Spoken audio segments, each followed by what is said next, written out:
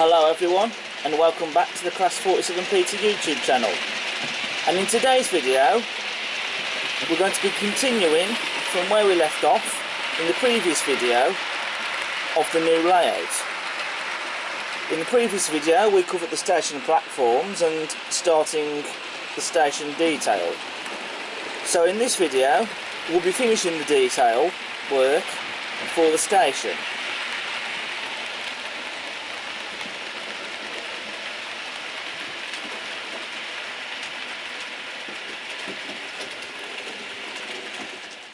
So first of all we're going to sort out the lighting for the platforms. So here we have the lights. So these are from model railway scenes, and these are double-headed ones. So on both ends there's lamps. I thought these would be the right ones to use on the platforms, because with the platforms that I've got, you've got railway lines on either side of the platforms, and this is the sort of lamppost that you would typically find on platforms where you have the tracks going on either end of the platforms. So these have been sorted out. There's 10 of them here so far that have been done, and what we've done is we're not going to be using resistors for these, because these are going to be connected up to a 3-volt power supply, which for that you won't need the resistors, but if you've got anything higher than 3 volts then you will need resistors for these. So we have got a 3-volt power supply coming. We have soldered thicker wires onto these wires as well, and there is a reason for that which I'll explain later. So they've all been sorted out here and they've all been done. So I've just got to get these fitted into place on the platforms. Right, so here's the first light that I'm going to fit into place. Now what I've done is I've taken a pencil and I have marked out where exactly I'm going to fit the light in, because it will be easier for me that way. So that way I know exactly where I want to put it, so I don't just start drilling holes willy-nilly and then nosing it up, shall we say, because I really don't want to start making mistakes now after putting all this effort and work into the platforms, only to then to make a mistake and then ruin it. You don't have to do it this way, but this is the way that I've decided I'm going to go about doing it. So it'll go in about there. Right, so I've got my drill, and I'm going to be using an electric drill for this, of course. And so I'm going to drill all the way down the platforms and through to the baseboard, because it needs to.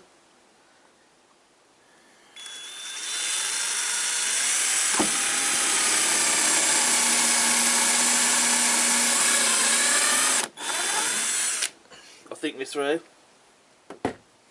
I'll just check.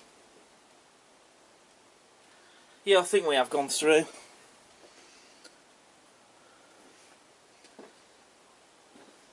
This is where I probably should have a torch really on hand. It looks like we have gone through, looking underneath though. Right. What we need to do is to thread these wires in. Right, so the first lamppost is in place, and I've got to be honest, that was not easy to do. Because what we've had to do is, when we put the wires in, we found that the problem we have, we've had to drill a bigger hole under the baseboards to then feed the wires through. Because even though I did drill through it, it didn't quite go quite through to the baseboard, basically, if that makes any sense, because these baseboards are quite thick. So we've had to move some of the stuff underneath the layout, just so that we can get underneath to use a bigger drill piece to then drill a bigger hole under the layout to get the wires through. It also has meant that because these platforms, thankfully, they're not glued in place, we can actually lift them up a little. So if one hole decides it's not going to go down the hole, we just have to lift the platform up a bit so that we can actually see where the wire's going through, so we can get it in the hole that we've drilled through more easier. Also with this lamppost as well, I've had to use not much but a very small amount of super glue, because you will need to glue these in place, not just the stand that they fit on at the bottom, just there, but also the post itself, because otherwise it doesn't stay upright really without glue. Like I say, you don't need a lot, just a very, very small amount of it, and that will hold it in place and secure it. And the reason we have got bigger wires soldered on is so that basically it's a lot easier, because you're dealing with wires that are as thin as my eyelashes really, and they have to be, of course, to go through the lamppost, but the downside is they're not the easiest to work with, and they can easily break off. You know, you can cut through them a lot easier, and they can probably get broken more easier as well. So we've soldered thicker wires on, so that it'll be a lot easier to work with, so we don't damage any wires. Anyway, so the lighting is now in place. Now this has taken 2 days to complete, because, bearing in mind, I have to get under the layout. So I have to remove some of the storage boxes from under the layout where I keep my locos. And also, because I'm having to drill a hole in the top through the platforms, I then have to drill a larger hole underneath. So lying down on a surface that's not exactly carpet, you know, because it has pebbles and also concrete as well, yeah, it's not easy. And having to do that several times, it is very hard work to do, especially because you're also being covered in wood shavings as well. But the lampposts are all in place on the platforms. I now space them out evenly because you never really tend to see them close together. And also as well, I need to get other little bits of detail on here as well on the platforms. I've also glued the lampposts in as straight as I can. If the odd one is slightly crooked, it's not going to worry me too much personally. And they do mostly all line up with each other. I think there's at least one of them that doesn't quite line up exactly with one of the other ones, but I don't think, to be honest, it's too noticeable really. And again, in real life, nothing is perfect anyway. I have had to make a few touch-ups with a couple of these, because with a few of them, some of the paint have been taken off the platforms a little bit, just around the bases of the lampposts. So I have had to go around and touch a couple in, particularly with that one and this one here. Now the paint is still drying for where I've touched it off, and I know it's not the same colour either as the grey that's on the platform, because that was one area where I did fill in a join there originally, and that gap, well, the colour that was used when I went to do that again ended up being slightly darker than what I used before, despite using the same stuff. But even if that little bit means that it's not the same colour as what's there now, doesn't matter, because in real life things do get dug up and relaid again and refilled, and when that happens with tarmac, it's not the same colour. So if when that paint dries and it's that colour, it's not exactly the same shade of grey that's already there on the platform, it doesn't matter, because it looks like something's been dug out and then refilled again. Right, so now moving back to the lighting for the platforms, we now need to get them wired up. Now on the previous layout we used one of these. We used buzz bars, very much like this one that you can see in front of you. And they worked. Only thing is though, soldering them to a buzz bar can be quite challenging. This time what we're going to do is we're going to be using insulation blocks. More specifically, we're going to be using these Gauge Master connect pins. We bought these from AOX's in Langley, so hopefully these should still do the job, and they should save a lot of faffing with trying to solder them up to a buzz bar. Whether or not one pack is going to be sufficient enough to do them all, I'm not sure, but we'll just wait and see and find out really when we start fitting these in place. But first impressions though, they look alright. Okay, so all the lighting on the platforms is now all wired up, as you can see. So underneath you can see the connector pins that we've used, which is a lot easier to do than getting down under here and soldering, I can tell you that.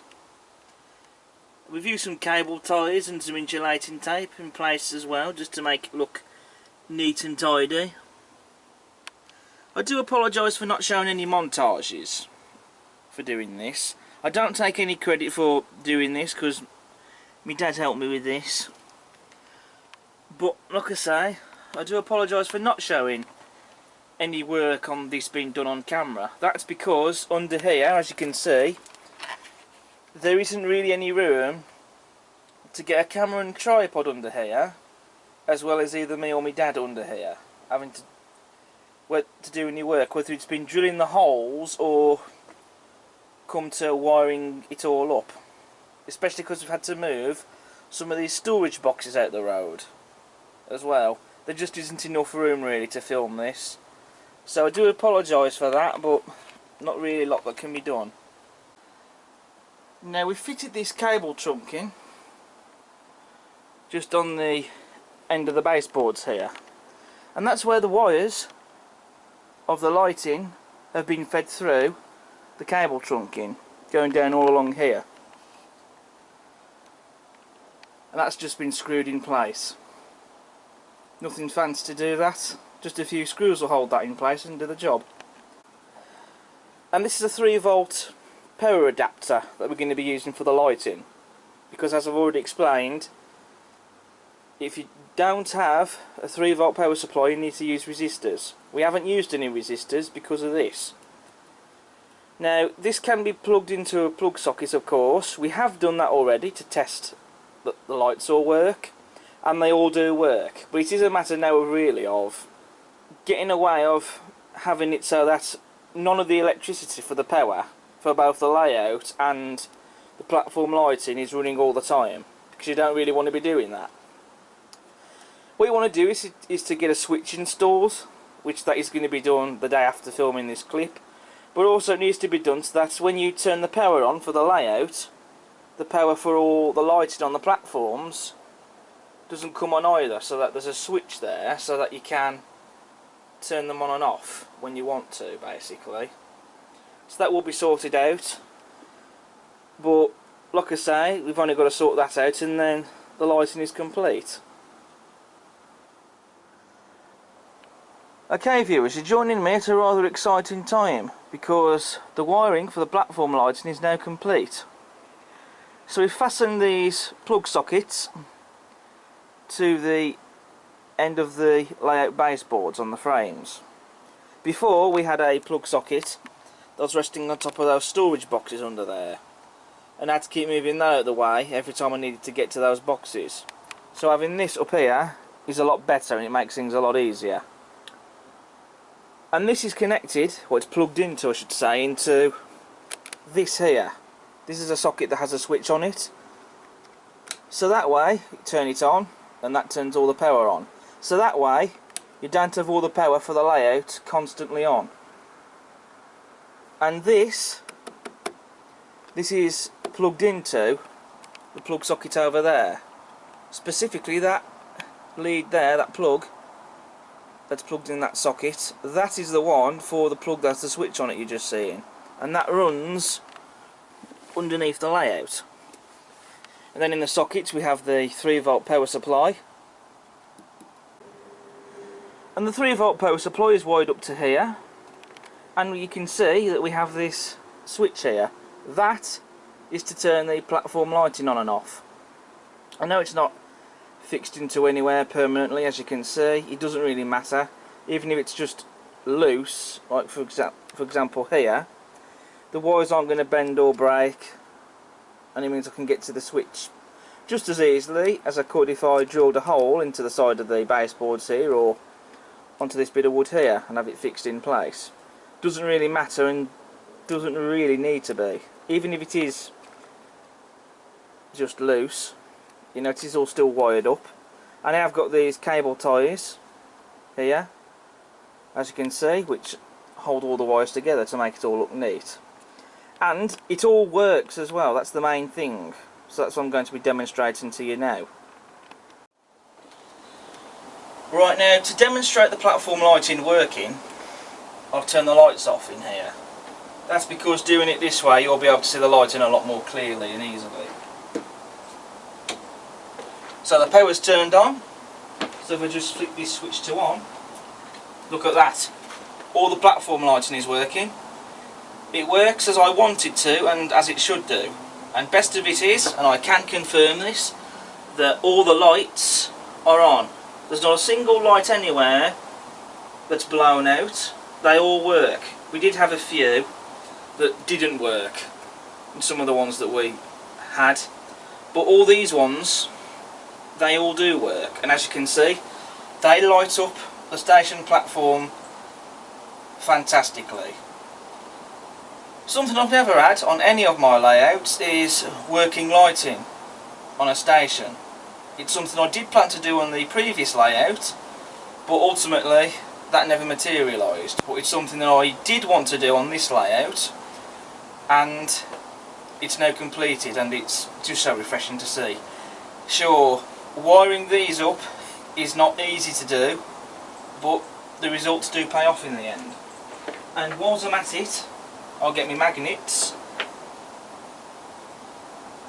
and I'll turn the lighting on the footbridge and the platform shelter.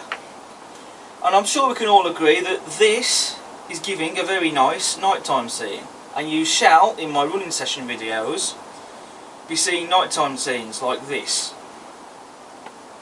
which, you know, that's really going to add something to those videos. And even when running trains as well, it's just going to be something nice to see and have. I still do need to sort lighting out for the platform canopies, and that will be getting sorted, and I will get some more funds in and get lighting sorted for those. I already know what lights I'm going to use for them, but that's something for later in this video. But it will be getting sorted, trust me. And we haven't come up with anything high tech or overcomplicated to do this. We've just come up with something simple to do and something that works, and this does work.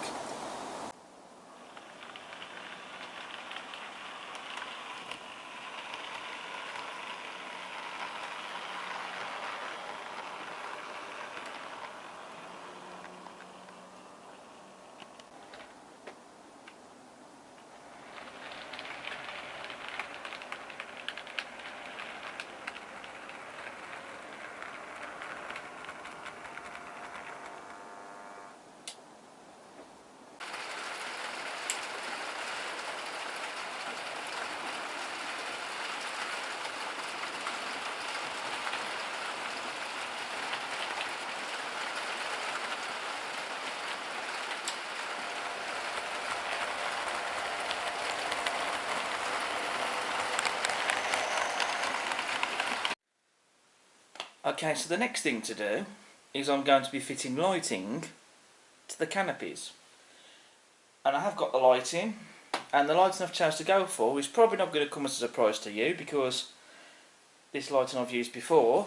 But what I'm going to be fitting to these canopies are Hornby's mag lights. These are the ones that are for the Mark IIIs, and I've got 2 packs here for both canopies. I'm only going to show fitting the light into one of these on camera.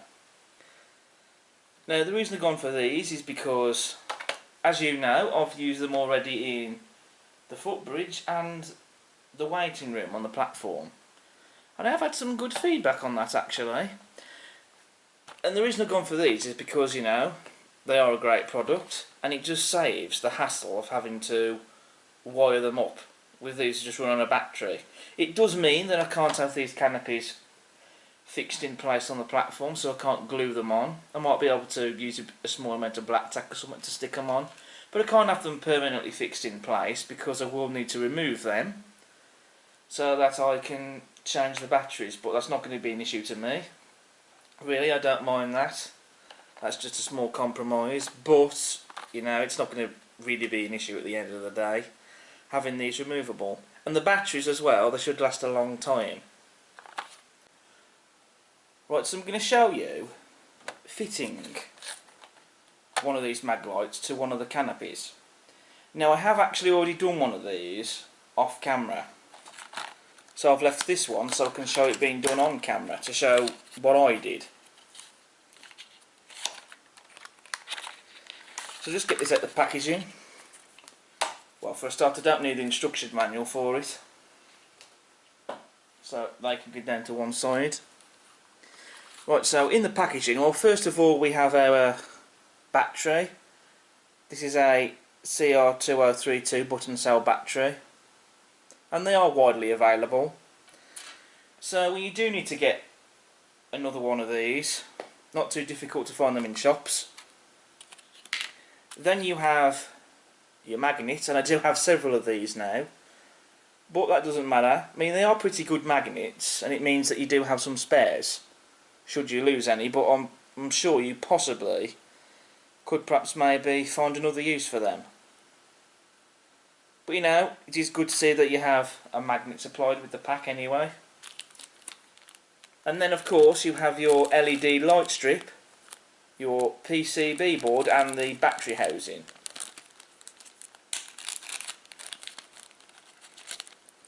The packaging I can throw away, but what I do is I tend to keep these little resealable bags, because they do come in handy. Right, now first of all I'm going to focus my attention on the LED light strip. Now what I've done, instead of just fixing it up like so, straight out of the packaging, I found, I mean as you can see here, because it's been in a bag, as you can see it is all bending, not exactly straight. I mean I did try black tacking it under the canopy, just like this, but it didn't particularly look all that pleasing to the eye, if I'm honest. So to hold it all in place, what I'm going to do is, and this is something I have already done already, is I'm going to fix it onto some cards. So I have here just an old birthday card that I've been cutting up basically. I mean I know that there are other ways that this can be done, but this is how I'm going to do it. Right, so off camera what I've done is I have black tacked this LED light strip onto the card. I've just done that so I don't bore you guys too much. And then I'm just going to draw along down the light strip, and I'm just doing this to prevent wasting card. Again, there are other ways that you can do this, but this is how I'm doing it.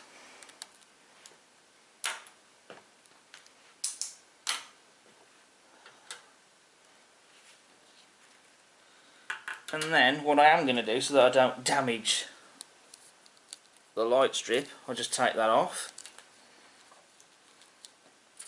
Move that to one side actually. And then I'll just cut along where I've drawn around the light strip.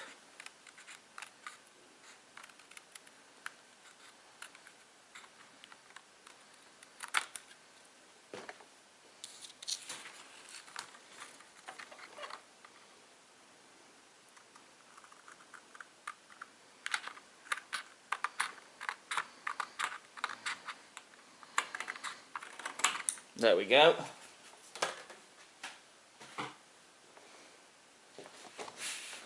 So what I can do now is I can just get my light strip and fix it back onto the card that I've just cut out.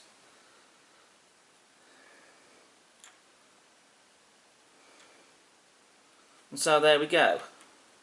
So I do think now attaching that onto a bit of card, it does look a bit better. Obviously looking through through the glazing of the canopy, yeah, you will see the card, but at the end of the day, you know, it is a bit better, I've felt, at least, thickening it down onto card. Just looks a bit better, and it's straighter as well. Just looks a bit neater. I have black tacked it on the wrong way around, actually, a bit. I should really be black tacking it the other way around. Right, so now we're going to fit the battery. So to fit the battery in, make sure you fit it this way around, where it has the text on the battery, and also on the battery housing you can see the plus symbol there. So you have to fit it in this way. So just push that into place. And then just to get the LED light strip to work, you just run your magnet over the PCB, and there you go. As you can see, that works perfectly. I have found that if you fit this in the other way round with the battery, if it's fitted in this way up, as you can see, without the plus symbol on it, it doesn't work. So that's why it has to be that way around. Right, so that's good to see that that works, as you can see.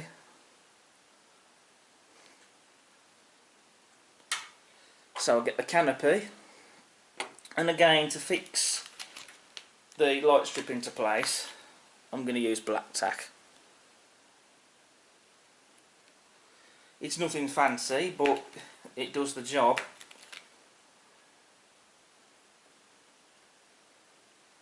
And to be fair, I have used black tack to hold these light strips in place in the footbridge and the waiting room.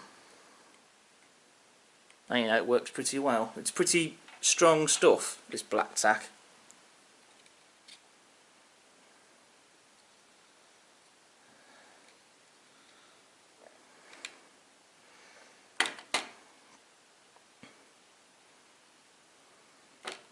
What I have found as well is, even if you have got some bits that stick out that aren't attached to anything, fixing this onto card does give it a bit more support. Right, so now I'm going to hide the battery housing and the PCB.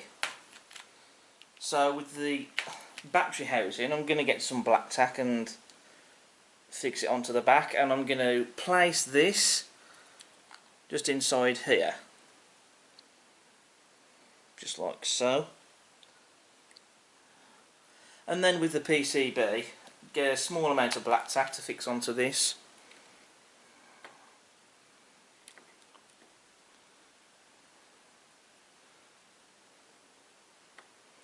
And I'm going to fix this just under the glazing, just like so. Just like that. I can't really hide that anywhere else because the wires that this is attached to aren't long enough, so I can't hide on any of these parts on the sides, basically. But there we go, so that's done. And so just run your battery over there where it's been hidden, and it works perfectly. I know, obviously, if you look down through the glazing you can see the PCB there, but you know, that's a compromise. Can't really hide that anywhere else, but it doesn't really bother me, because I think, to be honest, I don't think really in my videos at least you're going to see that. But as you can see, that works perfectly fine. And I'm happy with that. So we'll get this on the layout. Right, so now with the canopies back in place on the platforms, what I'm now going to do is I'm going to turn the lights off and see how they look. So do bear with me, I'm using this remote control to turn the lights off in here. There we go. So now they're off.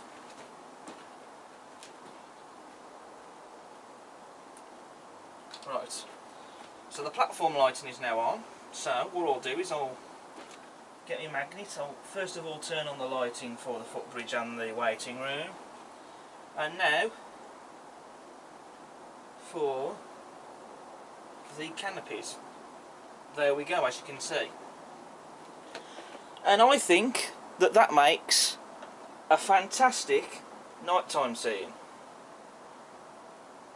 and so I'm really happy with that. Fitting lighting into buildings and adding it onto platforms such as this, it really does make a difference.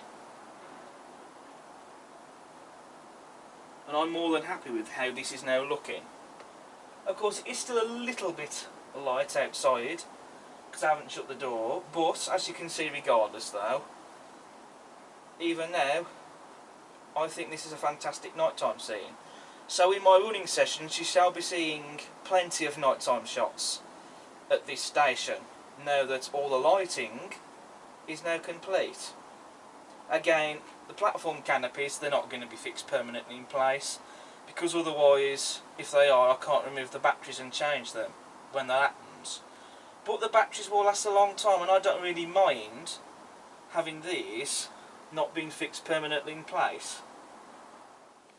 Right, quick update then on the platform canopies. Now, I know I did say that attaching them to this bit of card would strengthen them up a bit. Now, to an extent it has done, but when I came into the shed this morning, because this is the next day when I'm filming this particular clip, this here, this part of the LED strip was hanging down. And even though I did try to straighten it out again, you know, just hang back down again. So what I have done, and I know some people are going to think this is a bit of a bodge job, but I don't really care, because to be honest, this little modification I have done, you're probably not going to see it anyway, but what I have done is I've taken a small amount of wire, super glued it on one end to the LED strip, the other end onto the canopy on that part there, as you can see, and I've painted that bit of wire, and that, touch wood, seems to have done the job fine. So now I've got to do that to the other canopy now. And just to quickly show that this modification hasn't affected the way the LED light strip works,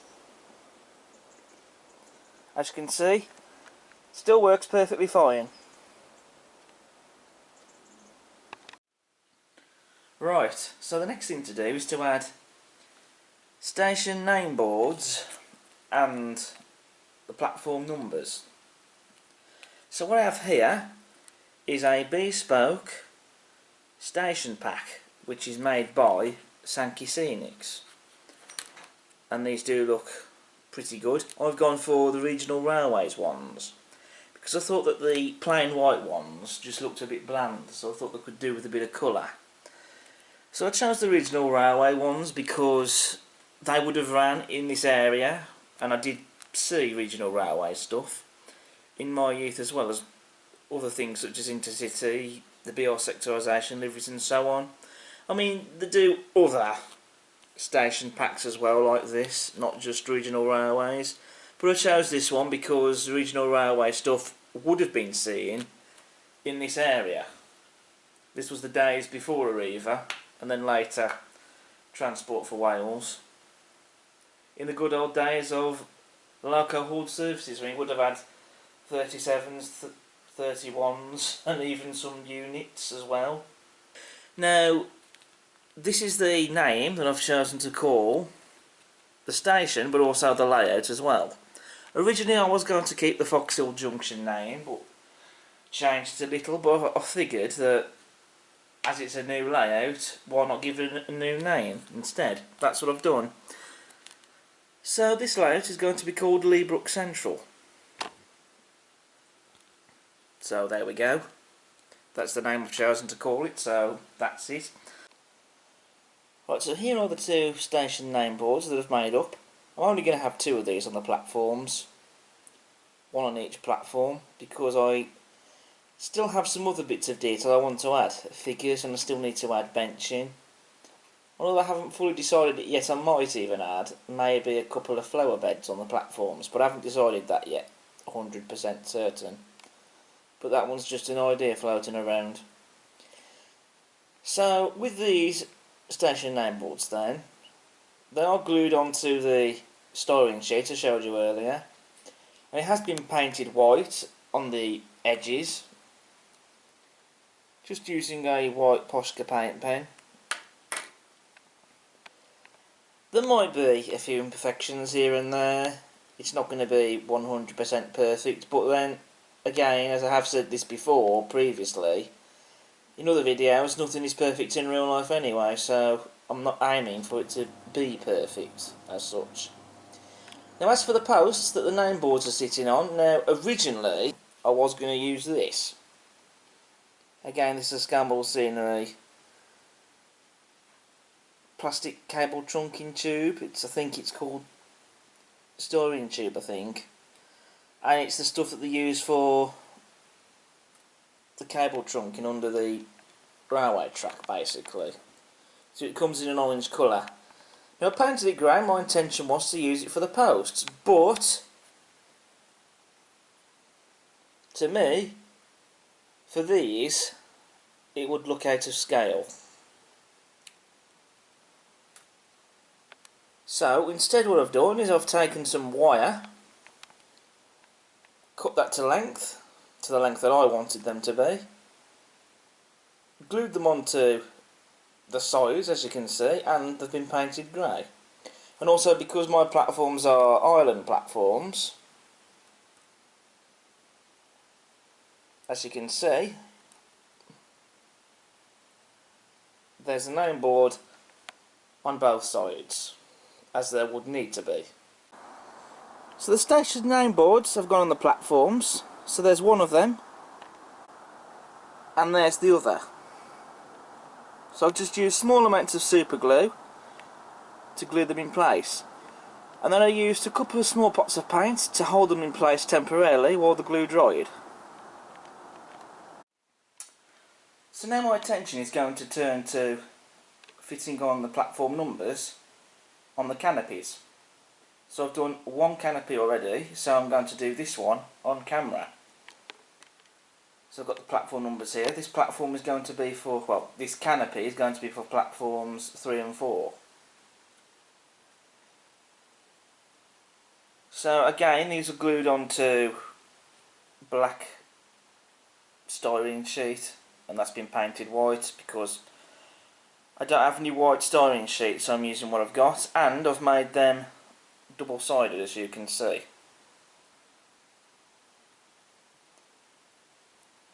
So I'm going to get these glued into place on the canopies.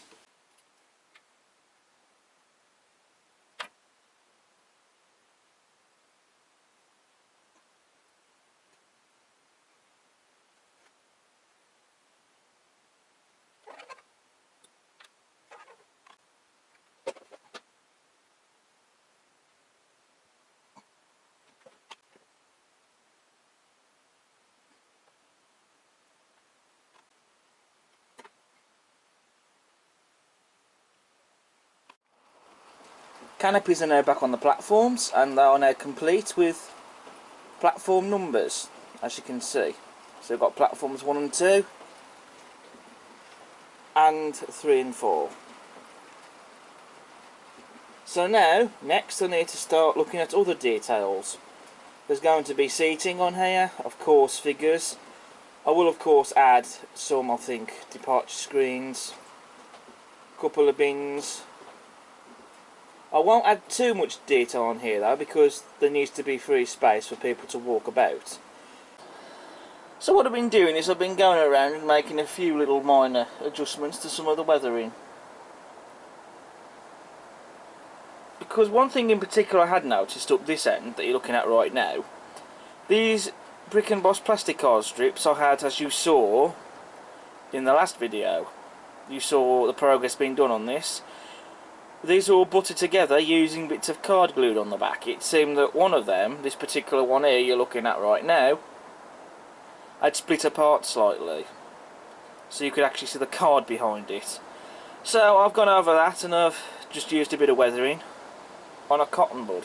I mean, there is a gap there that you can see, but there isn't really anything I can really do about that. And I know this weathering might look a little bit more darker compared to much of the weathering on the platforms, but you know, that doesn't really bother me, because let's face it, it's weathering after all. It doesn't need to be perfect, and it isn't. Let's be honest, in real life, what weathering is perfect. I've also gone about in other areas and I've added bits of weathering in places where it wasn't, especially on the other side of the platform, because there were large areas where there wasn't any weathering. So I thought that could do with being a bit improved a little bit, and so I added some weathering. I haven't gone too crazy with the weathering because I have still wanted to have areas where you can see the red brick look showing through on the brickwork, so I haven't completely plastered it all with weathering, but you know, just added some various weathering effects here and there. I have also improved the weathering on the ballast and track on this section here.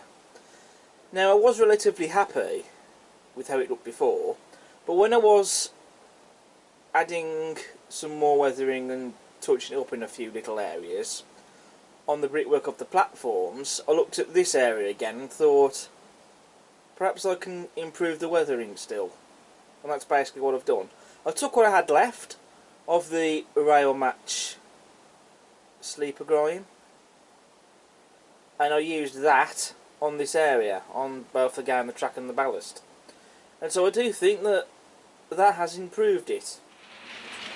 Right, so the next thing to do for the platforms is to be fitting these from Westall Wagon Works. These are platform passenger information screens, also departure screens as well, however you choose to call them. Now, originally I was going to look for some older style ones, but I couldn't find any. So these more modern looking ones will do. These are the painted ones. They do some unpainted ones as well, so you can paint them up yourself, but I decided to get the painted ones.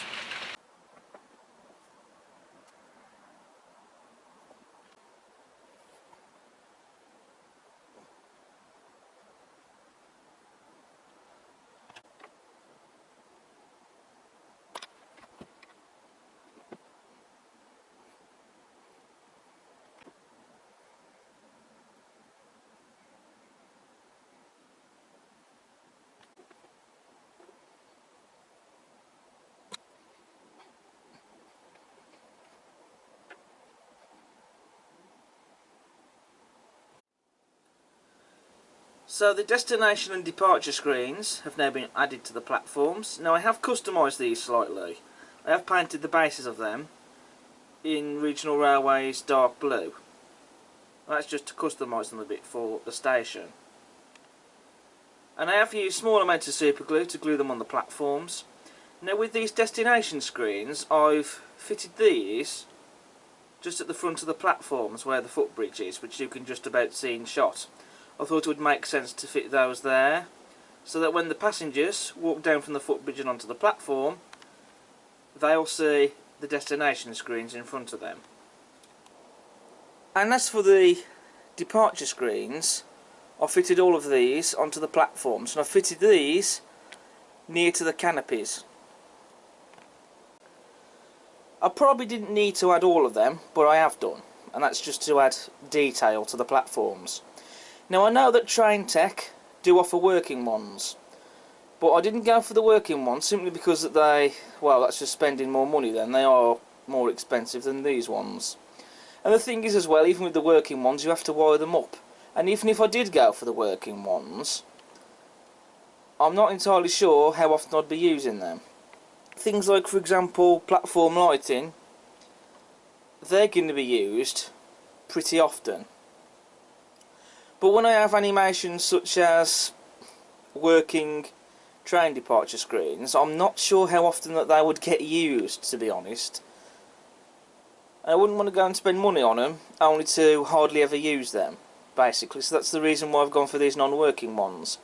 But at the end of the day, regardless whether you go for working ones or not, they still add a bit of detail to the layout. Right, quick update.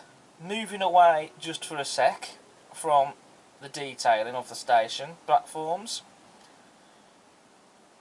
This line you see here, this adjacent line, I've adjusted that. I have fetched out the track a little bit because I had an issue where certain items of rolling stock I have would catch on the paving slabs. This was a few coaches I have, and also one or two wagons.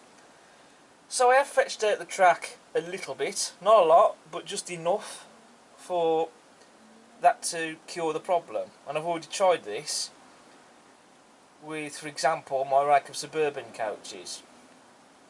I've been running them around just on that line. They were some of the items that would catch on the paving slabs. But adjusting that now, the adjacent line, just by fetching out the track a little bit, that seems to have cured the problem. I also do have just enough room for retaining walls, that sort of thing. Now at this time, because having just done that little adjustment with the track, I'm not sure if I can have something like a retaining wall covering up that support beam. I mean, that will get covered over with a backseam of some description anyway. But whether I can have a retaining wall going in front of it or something like that, I'm not sure. Possibly, but I don't know. Because it does look it's going to be a bit tight there for that. Not that that's going to matter necessarily if that's the case. But what I was thinking of doing is not having a whole long row of, for example, retaining walls. What I'm going to do instead is have one half retaining walls. I do apologise if you can hear fireworks going off in the background. You know, past a couple of days they've stopped doing that, and now it's started again. So as I was saying, one half of this will be retaining walls, and the other half I'm thinking of having lower leaf warehouses. The ones that have taken my fancy are the ones from Key Model World. I think getting some of those and sticking a row of them along here would look quite nice, I think. But that's just an idea at this point, but something like that, retaining walls and lower leaf warehouses, are going to go along here. So the station's really starting to come along now. It's not finished yet. I've still got a little bit more detail to add before I'm going to call it finished. I know you can always add some more bits and pieces later on, but I don't want to completely clutter up the platforms, as I've said earlier. I want to get it to a point where I'm going to call it finished. So I've still got a few more bits of detail to add for what I've got in mind, and then I'm going to move on to some track and ballast weathering, because in this area it's really crying out for that. At the moment I'm planning to add a few more bits of detail next, and then move on to the track and ballast weathering, then move on to adding more station detail. But we'll just see whether or not that plan or rota really turns out that way. Next bit of detail to add to the platforms are these NSE BR round bins. These are made by Model Railway Scenes, and I've painted them red. I've not painted them into Network South East red, I've just painted them into just a general red colour. So the one bin, I've just glued a Cheeky Tech drink can onto the top of it, and some Scale Model Scenery newspapers from the litter pack have been stuck into another one, just to make it look like that someone's just plonked a drink can on top of the bin, and for the other one that bin is just full up. Right, so I've added the bins on the platforms. Here's the one that has the newspapers sticking out of it, and there's the one with the drink can on top. And what I've done, as you can see just on the bottom, I've added a couple of newspapers just to add a bit of litter. Again, they are Scale Model Scenery newspapers from the litter pack. I just soaked them in some watered down PVA, and I just added them on using a cocktail stick. So I think that's a nice bit of detail to have. Just add a bit more. Right peeps, so what I'm going to do now, I'm going to take a break from detailing the station platforms for a short while, and my attention is going to turn to weathering the track and ballast in this area, which I think between me and you is crying out for weathering. Now last time I used Rail Match Sleeper Grind. This time I'm going to use a different product. I'm going to use something I've not used before, and it's GLC Nix Track Grind.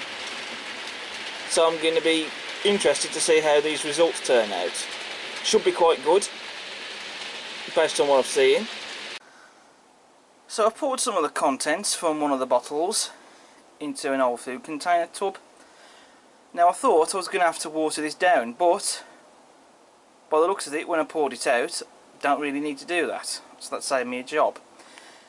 Now I'm going to use a small brush and very carefully paint it on over the rails and on the ballast. I was at one stage going to contemplate masking up the rails, but I tried doing that and that wasn't going to happen, so I just have to be very careful.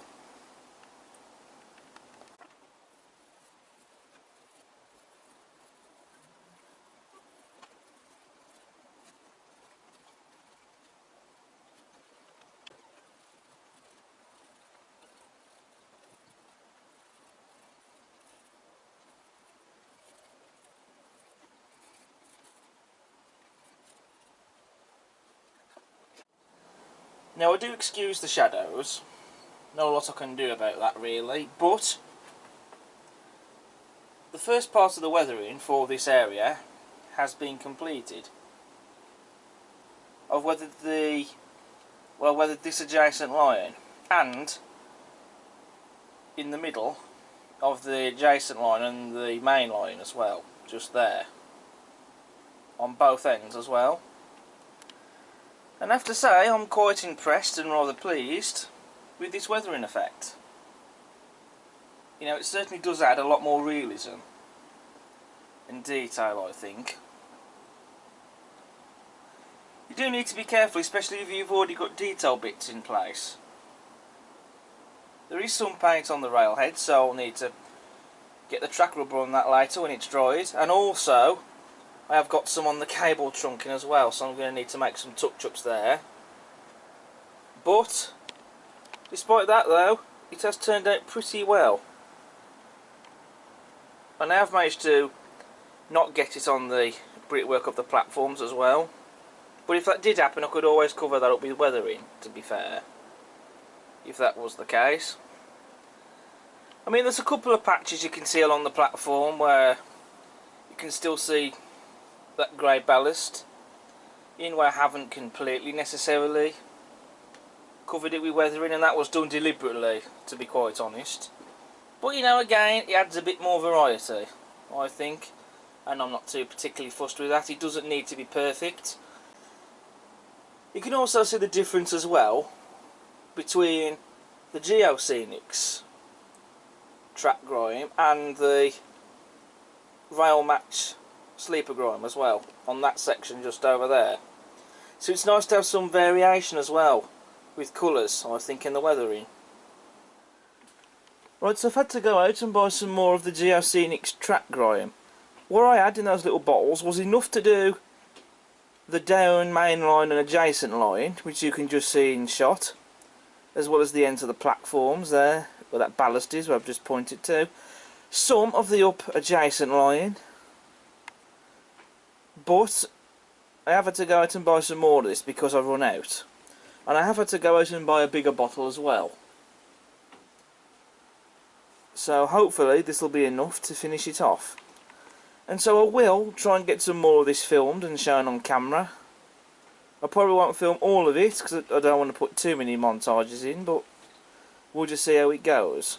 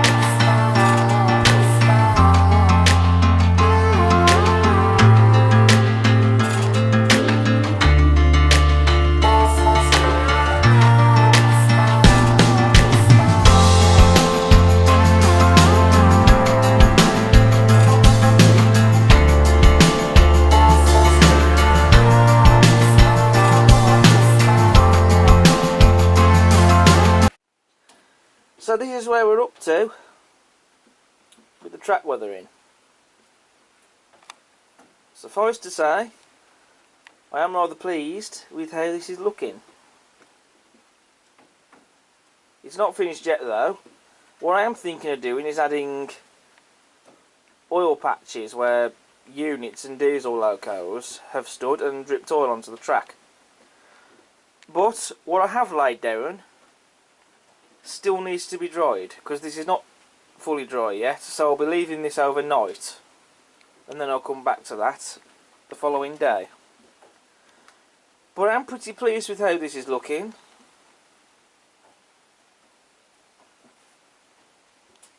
So I think it's safe to say that I can definitely recommend the Geoscenics track drying. There are other products out there that you can use, sure, but the Geoscenic stuff, you know, it's worked pretty good. I have also touched up some of the weathering on the brickwork on the platforms in a couple of areas, just one or two areas. And again, that's another thing that you can always come back to. You can always add a little bit more or change something, but it's entirely up to you really. Right, so now I'm going to start adding more details to the platforms. So I'm going to be adding these mesh benches next. These are made by 3D Printing Corner. Now, Scale Model Scenery have produced these, and the mesh effect on those is a lot finer. But they're out of stock, and I don't know if Scale Model Scenery are going to have them back in stock again, because I don't really want to wait around to see if they are going to bring them back into stock or not, which could be a long time. I've decided to go for the 3D Printing Corner ones. And, you know, they don't look half bad. I still think they look acceptable. And I have painted these up using a red Posca paint pen.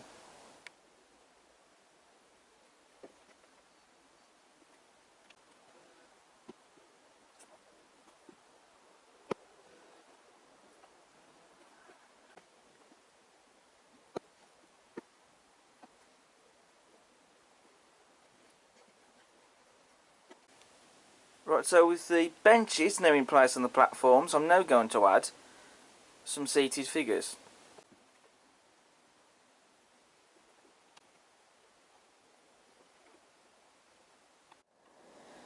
So I've added all the seated figures that I wanted to add on the benches. They are mostly made by Scale 3D and painted by myself, but there are a couple of Batman Scenecraft figures in here.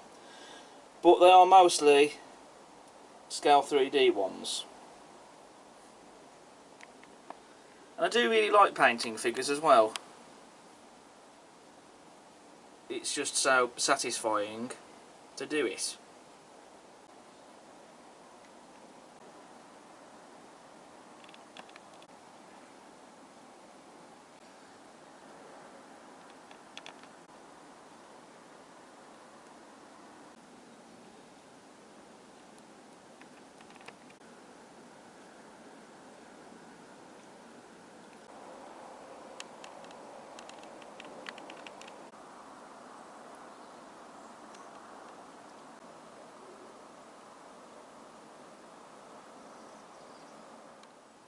So now that we have seated figures on the platforms, I've now got to add some other bits of details, including some other figures on here, some standing figures, and I'm not going to be completely cluttering up the platforms with figures.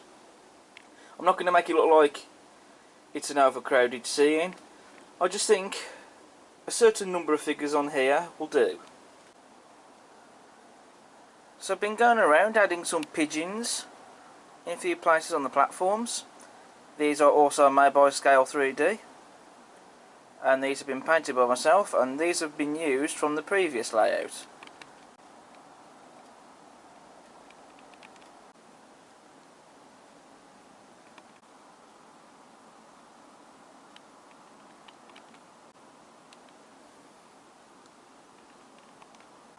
There's also one on this lamp post here.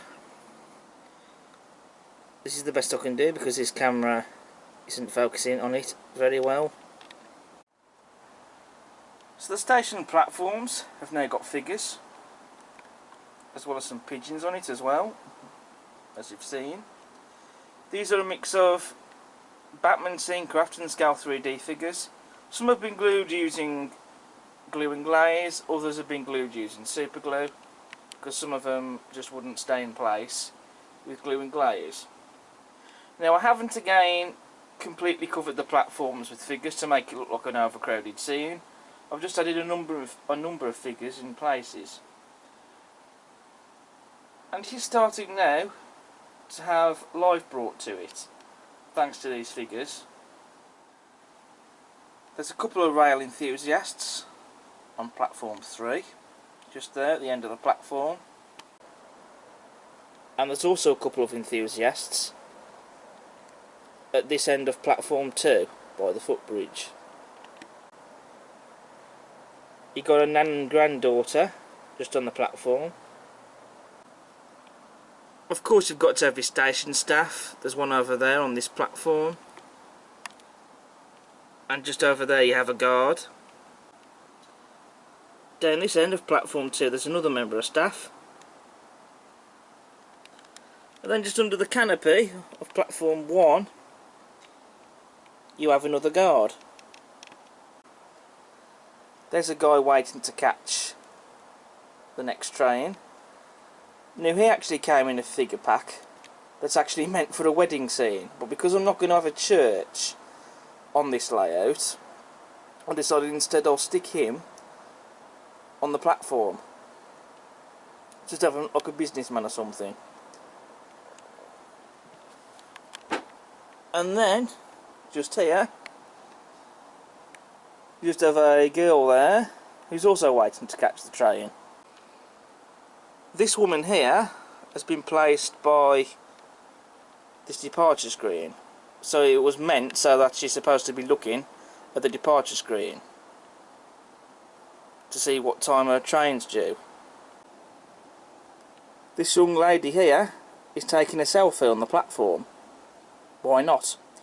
Although when I fetched her at the bag she had a shoe missing, so I had to cut off a shoe off one of the figures I got, one of the seated figures, because I had a couple spare that I'm not going to really use, and glue it onto her and then paint it up. Might not necessarily be perfect, but you know, at least she actually now has both her feet now. Over on platform 3 you've got a woman with a handbag.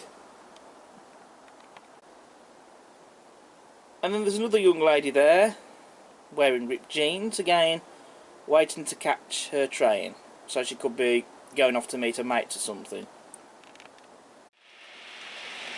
So I am really pleased with how the station's coming on. There are a few more other little bits of details that I could add. Some wall mounted bins which I'm waiting for, maybe some more bits of litter.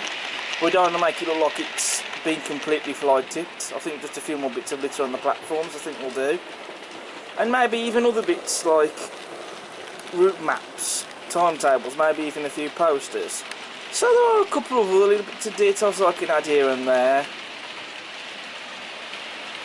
But aside from that though, I'm really pleased with how it's starting to look. But I can now take a bit of a break from the platforms and start adding other bits of details in this area. Right, so what I'm going to do now, I'm going to fill in the gaps on the ends of the platform, on this particular one that you can see in front of you.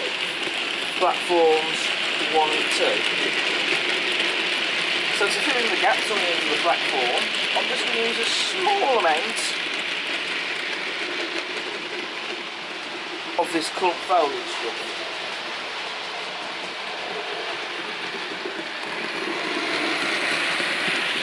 Use a large amount for this,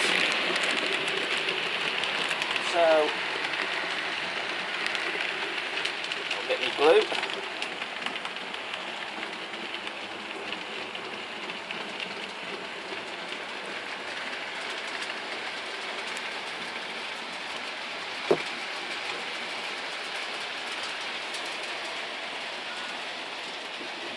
And then if we just add it onto the ends like so, that's now filled in that gap. Right, now we need to do a test to run a train past here, just to ensure that when I run trains it's not going to knock the foliage out of the way. I have already changed this bit of foliage here already. I've had to squeeze it under that gap because when I was running a train, just knocked it out of the way. So the class 117 is running down into the adjacent line, just about to pass the camera.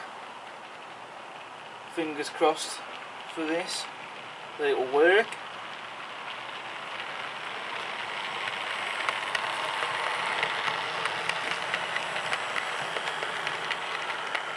Well, that's a success. It hasn't knocked that out of place. Right, so now to do this gap.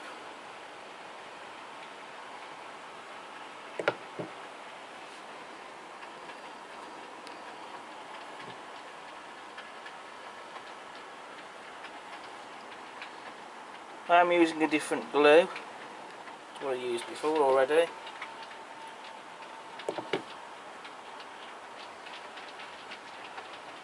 And I will need to do this fairly quickly because the 117 is just about to come into shot. In fact, actually, I think I'll let it pass the camera first.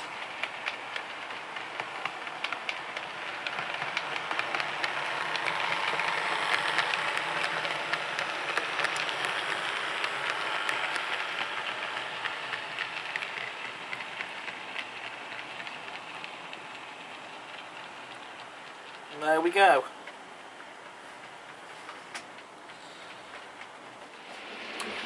So the next bit of detail to add to the platforms are these wall mounting bins. These have been 3D printed by Max Models, and these I acquired off eBay. And I've painted them red. I've not painted them into Network Safe East red. I wasn't aiming for that. I've just used whatever colour red I had to sort of customise them a bit, if you get my meaning. And then what I've done is, using a black pen, I've gone and basically painted the inside of that black, and I've also tried to add it look like so that a bag's been put inside the bin. But trying to draw that wasn't easy. It took several takes to do before I got it right. And then I've just filled the bins with rubbish using a mix of scale model scenery litter and cheeky tech litter. And it's details like that that really do bring it out. So one of the mounted bins has gone onto the waiting room there. Just down underneath that, I've added some litter. Just a couple of newspapers and a crisp packet, and I've also added a scale 3D pigeon. Just because. And I've attached the other bin onto this train departure screen board, just on the post. And again, some more litter has been placed underneath that. A newspaper, a McDonald's wrapper, a packet I should say, why not, and a crisp packet as well. Right, so one of the last bits of detail to fit on the platforms is this information board. This is made by Batman Scenecraft. Now this has been customised a little to suit my layout. It has a route map fitted to it, which that's actually one for the West Midlands area. That's just a nod to the area where I live in. And it's also got train timetables on. Again, those are ones that offer services that operate in the West Midlands. Again, that's for the area I live in. Why not? So we're going to get this fitted onto the layout. Also, one other quick little thing, I have adjusted the platform numbers, the ones in the middle of the canopies, because locomotives with pantographs kept hitting them, so I've repositioned those.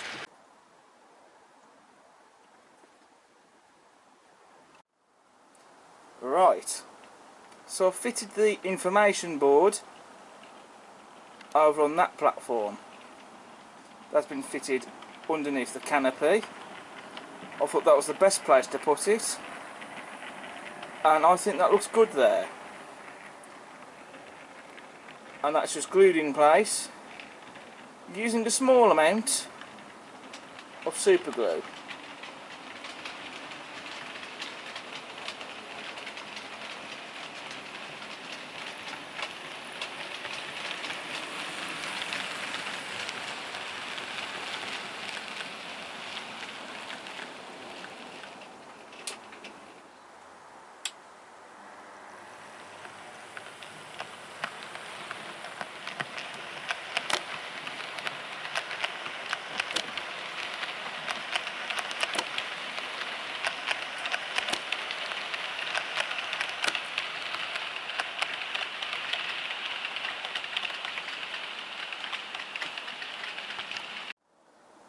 At the beginning of December 2023, I acquired a couple of new wagons to go with the engineering train that I run on the layout.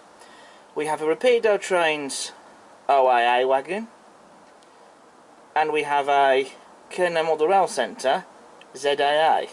Both, of course, are in the civil engineers livery. So we'll start with the Rapido Trains OIA wagon, and honestly, this is a fantastic model. The level of detail that's on it is just superb. There's hardly ever any mouldy bits of detail on this particular release. I mean, certain bits such as rivets, okay, and those little brackets that you see on the sides of the wagons, etc. Certain bits of detail that would be hard to make it separately fitted. But there's a lot of separately fitted detail on this, and it's certainly not lacking any detail either. Even the detail on the underframe of the wagon that you're never going to really see is there. Even the detail on the wheels as well has been replicated, and this model even comes fitted with sprung buffers. Whether you like them or not, they are there on this model. The only thing I personally don't like is that on the other side there's one or two marks on the body. I have done my best to try and get them off. Not that I can do anything about that now in terms of sending it back, but there we go, to be honest. But then, in all fairness, I think in certain lighting perhaps, or even in my running session videos, you might not necessarily be able to notice those. I could perhaps maybe in the future, should I consider weathering these wagons, maybe add some weathering to them and maybe that will hide it, or maybe even getting some paint and perhaps painting over those marks perhaps. But it's only on the one side, and in all fairness, you know, it still doesn't take away from it being a great model regardless. Turning my attention to the ZAA now, this being made by Canopy Model Rail Centre, and it has recently been in the FE Rail range, though this is not one of the FE Rail releases.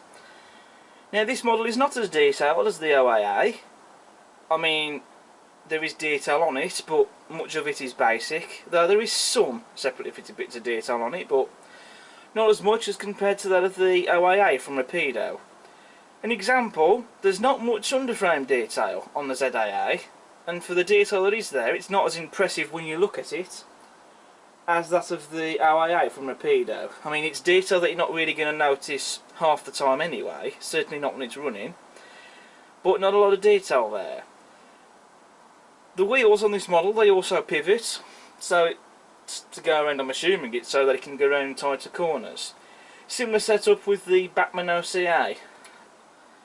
The wheels do pivot on that model as well, and the axle boxes are part of that. They are attached to the wheels, if you like, or at least they are part of the mechanism that pivots more rather. So the axle boxes, they do move when the wheels do, if that makes sense. Perhaps not very realistic looking, but there we go, it's there. One thing I do like though this model is this bit of detail on the inside of the wagon is removable, so you can either choose to have that or not. Couple of other things worth noting. For some reason at the moment with these magnetic couplings, they appear to be drooping. They don't when a wagon is coupled to it, but when nothing's coupled to it, the couplings seem to droop on this model for some reason. Also, when I did unbox the model, there were a couple of bits of detail that were floating around in the packaging, so they had to be glued back on again. Also, the chassis wasn't fixed to the body right, because the chassis was very noticeably bowing. There was a gap between the body and the chassis where the chassis was, if you like, it was sort of sagging down. Now I removed the screws, the two that attach the two that go into the wheels anyway, and there's a screw in the middle. Took all three screws out. Now you would think that that would remove the body, but it didn't. Taking the screws out, I could not get the body off, and there's no instruction manual or anything supplied with this model to tell you how you actually get the body off. So for all I know, that could have been either the right or wrong way to do it, but for some reason the body would not come off the chassis. So in the end I took a bead of super glue on a flat bladed screwdriver, ran it on top of the chassis, and then used a clamp to clamp it in place while the glue was drying. However, those things aside, the ZAA wagon is a nice model. I think when it comes to value for money though, I think the Rapido OAA is definitely better value for money. It is more detailed, and it has got some good weight to it. There's not much weight to the ZAA. However, that doesn't make it a bad model. It's certainly far from terrible, by all means. It's still a nice model, in my opinion. It's just that I do think out of the two, the OAA is the better model because it is more detailed. The only thing that these two models do need, though, are wagon loads of some description. Presumably something like concrete sleepers. I'll have to have a look at the photos and see what would have been loaded in these wagons. And I'll be fitting those loads into these. But regardless though, I think they are both going to make great additions for the engineering train that I run.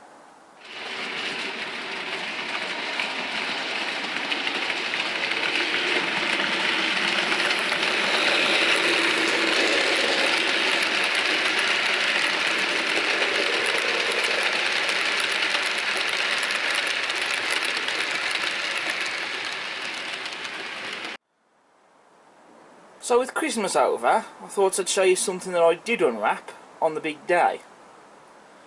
And this was a present from my sister, and it's this Hornby 6 plank wagon in the Parkinson and Co. coal merchants livery. Now this is not exactly a super detailed wagon, of course, but it is very nice, and I quite like it.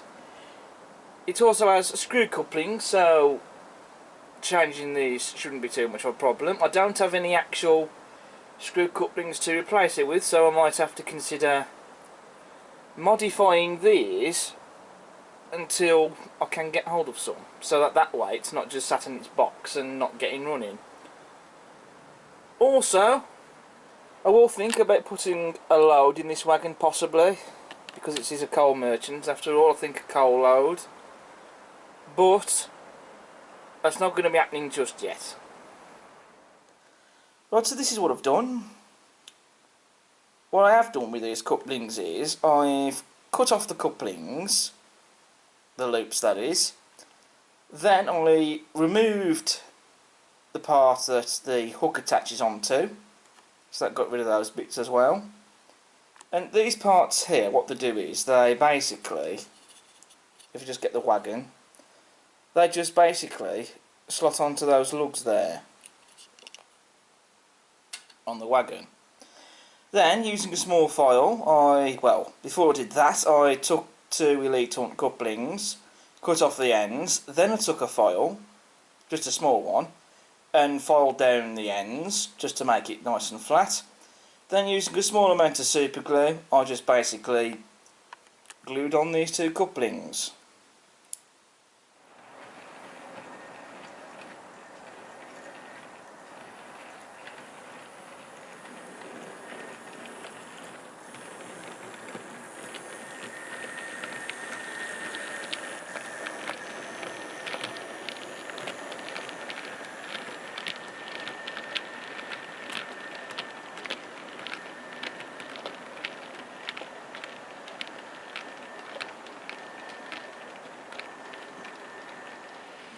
Well, so now that we've had a little break from adding details to the layout by just showing a couple of new items, I'm now going to turn my attention back to some adding more details. So what I'm going to do is I'm going to be adding some lissa on the trackside. Now I'm not going to go too crazy with this. I don't want to have it look like so that it's been completely fly tipped. I think just a few bits of glitter in places, and I think that will really help add detail and some more definition.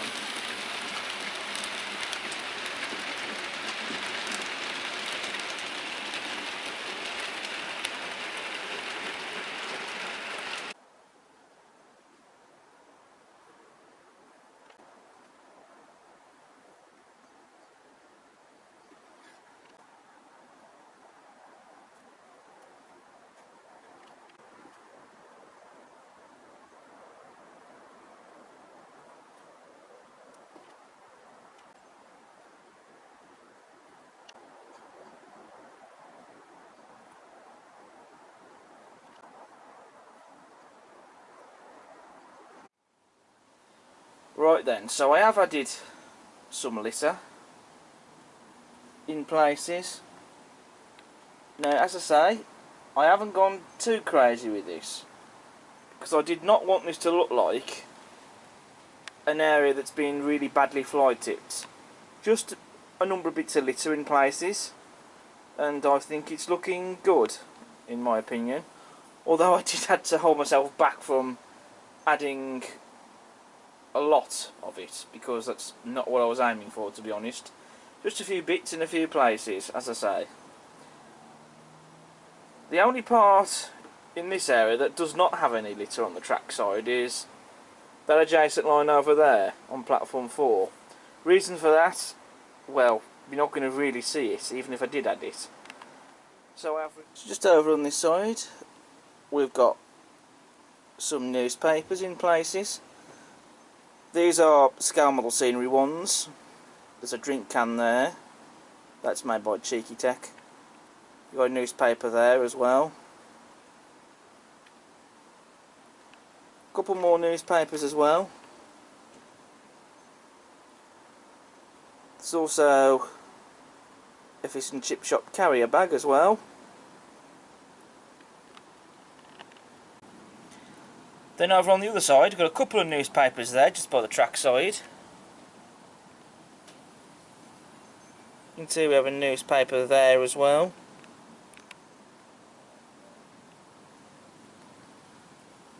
A couple more newspapers there. We have a drink can. Again, that's a Cheeky Tech product.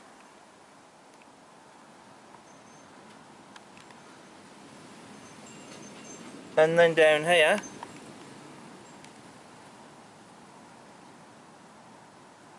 there's another newspaper. And there's also one just down here near the footbridge. On this adjacent line where platform 1 is, you have a newspaper there amongst that foliage on the end of the platform.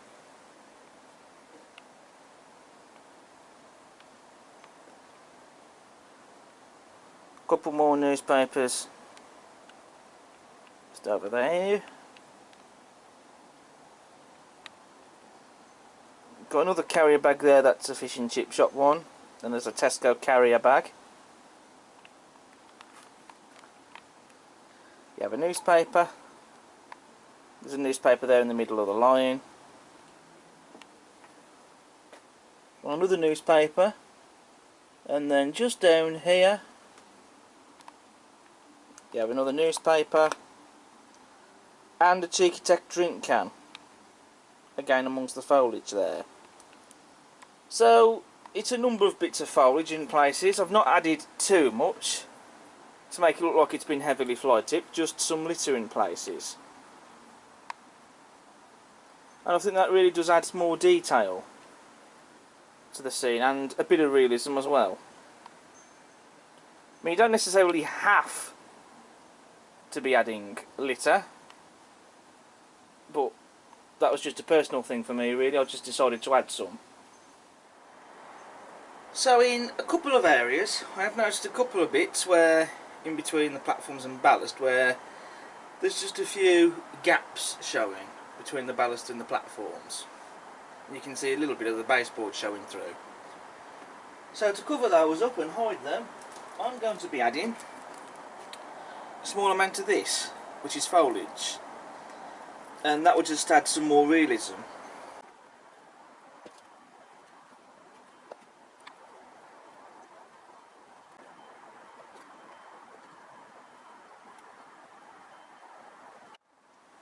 So I've added bits of foliage in places. Now, like I say, this has just been done in areas where there were gaps between the ballast and the platform, so you could see the baseboard. There are a couple of other gaps here and there, but I've covered up the worst of the ones though. And aside from that, adding the foliage does add a lot more definition and detail, I think.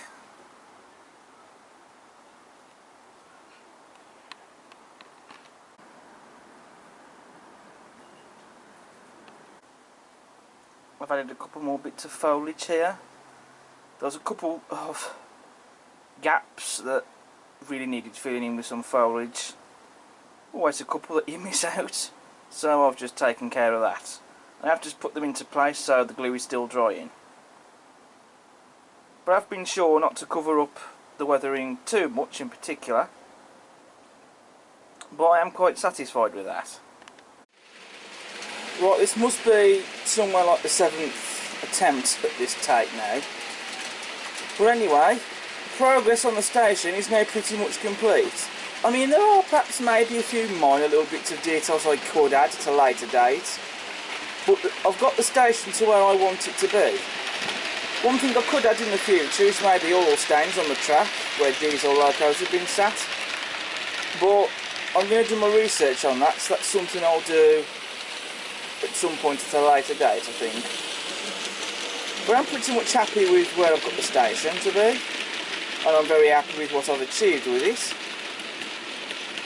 And so that's pretty much the end of this video. So what I'm going to do now is I'm going to finish the video with a running session.